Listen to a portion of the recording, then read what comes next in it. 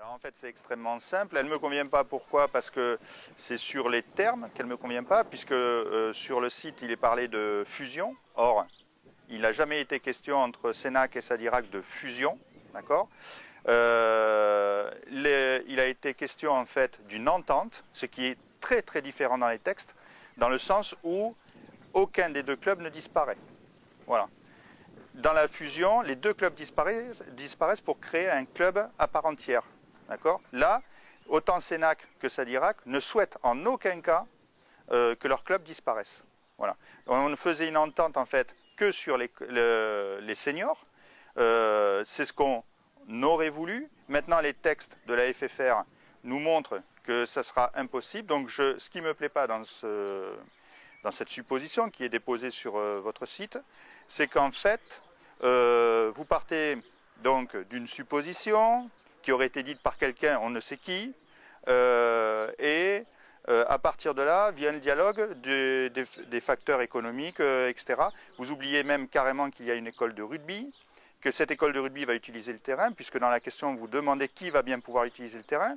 Il y a une école de rugby, il y a l'école tout court du bourg, il y a le foot loisir, toutes ces entités vont utiliser ce terrain. D'accord ? Maintenant, moi, ça, c'est pas le problème. Le problème, il est que il me semble qu'un pas de trop a été fait dans cette supposition.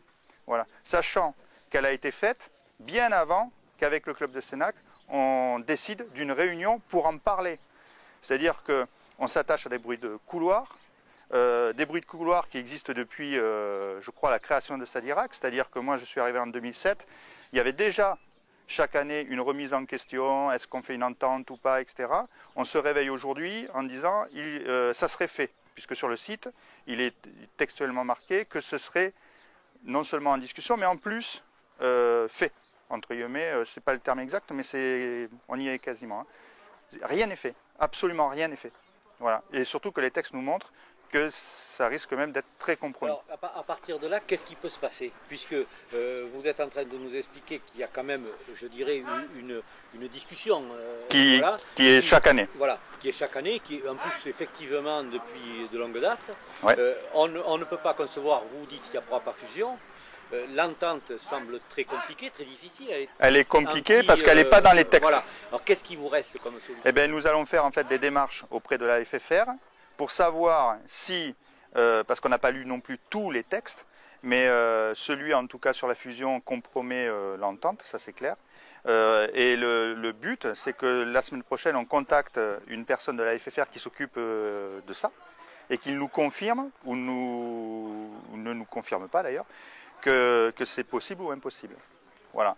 C'est-à-dire que s'il nous dit qu'il ne peut y avoir qu'une seule option, c'est la fusion, eh bien ce sera non.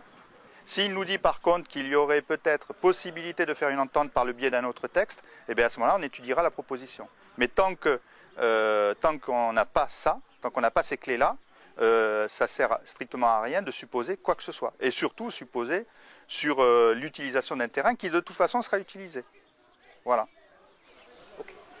Quelque chose d'autre à rajouter? Non, tout est clair.